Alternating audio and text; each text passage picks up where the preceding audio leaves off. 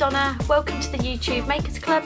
Today I'm going to show you a step-by-step guide so you can make your own worry doll kit. Let's get started.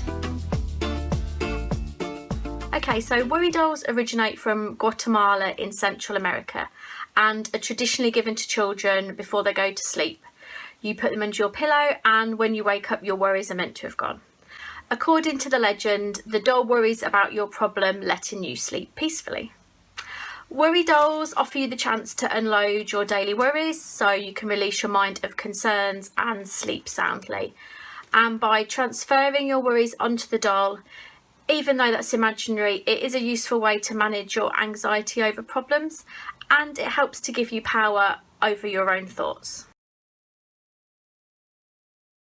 Okay, so here are the things you're going to need.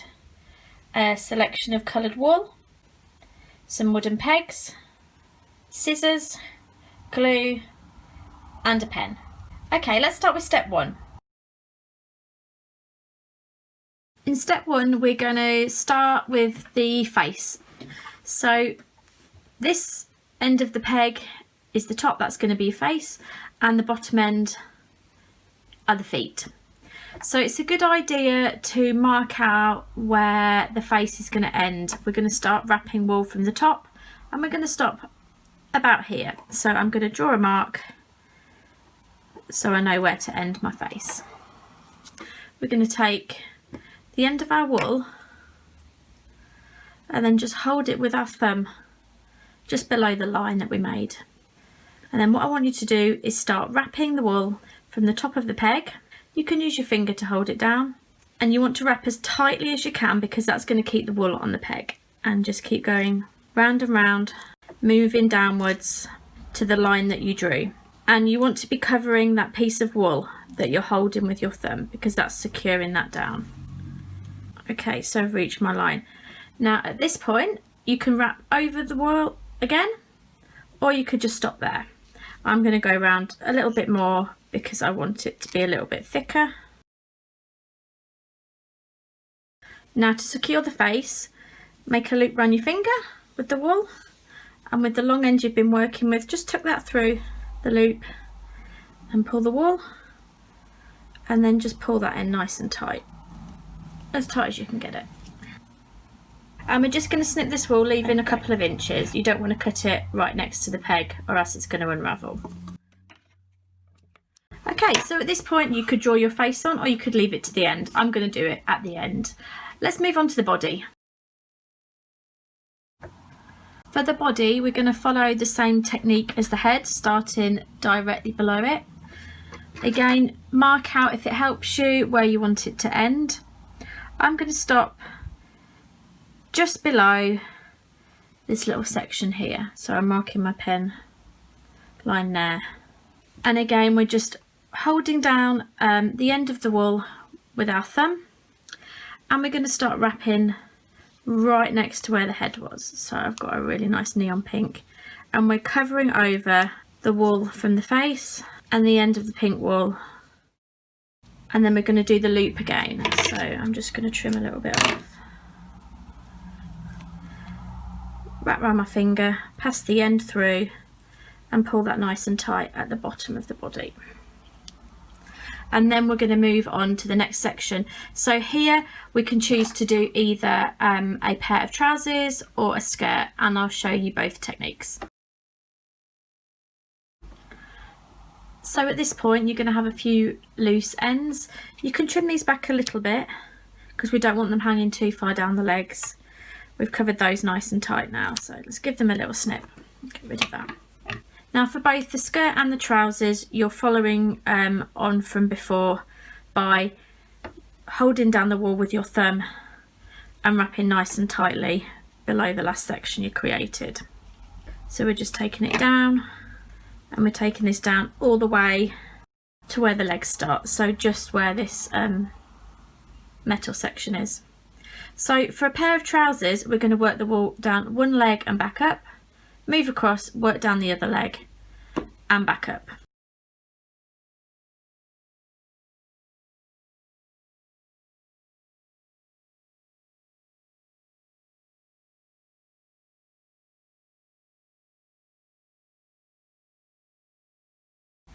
and I'm pretty happy with that. So I'm just going to give myself a little bit of a trim, and following the same loop method as before, pull that nice and tight. Now this time we've got nowhere to tuck this wool because we're not moving on to another section. So what I like to do is just bring it round to the back, and you can just snip that and glue it down. If you decide you want to make a skirt instead, we're going to start at the waist and do our wrapping just like we did with the trousers, and this is really straightforward. So instead of wrapping round each trouser leg, we're just going to wrap around the outside of the legs.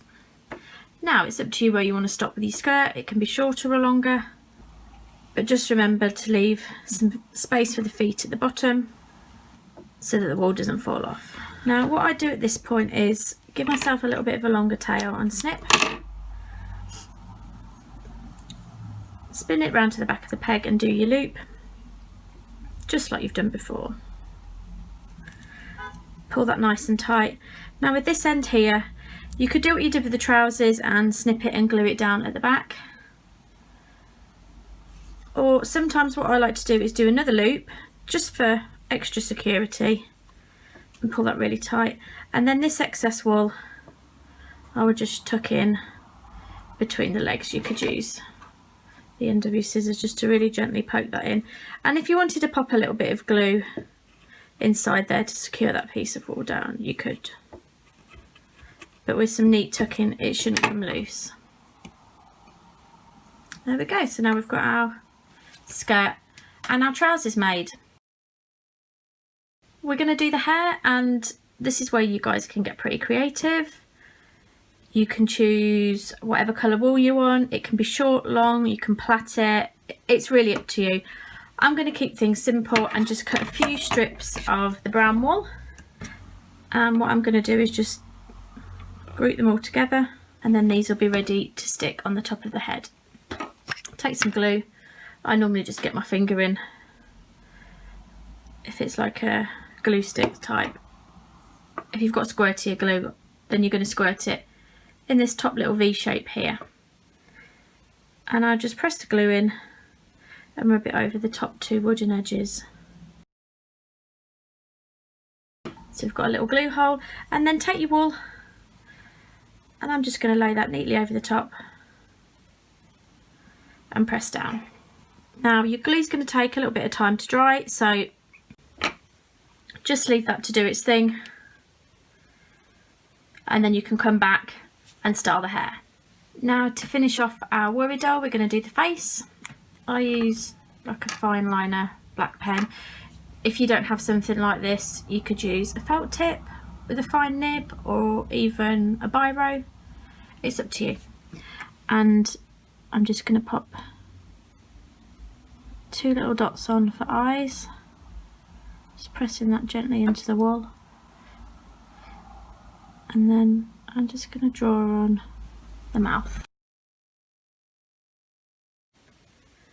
It's a really lovely idea to design and create a worry doll based on your favourite superhero, character, someone who inspires you or means something to you, or even your friends.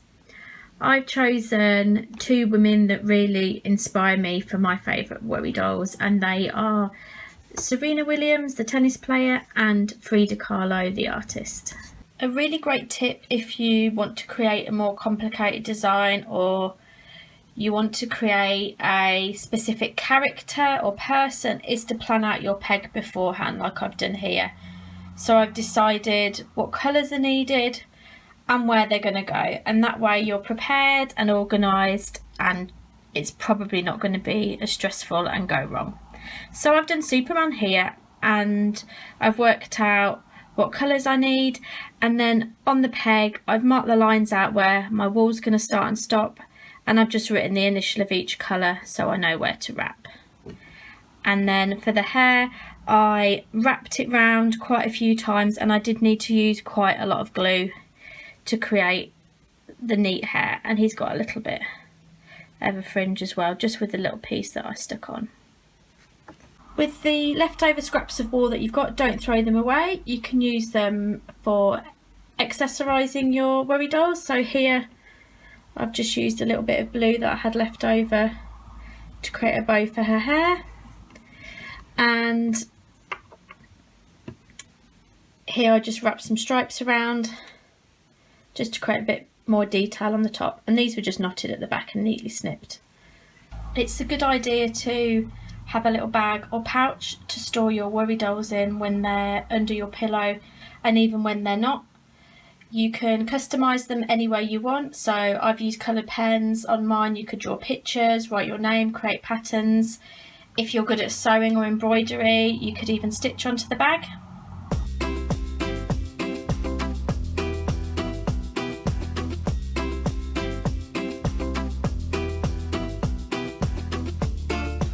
I hope you've enjoyed making your worry dolls.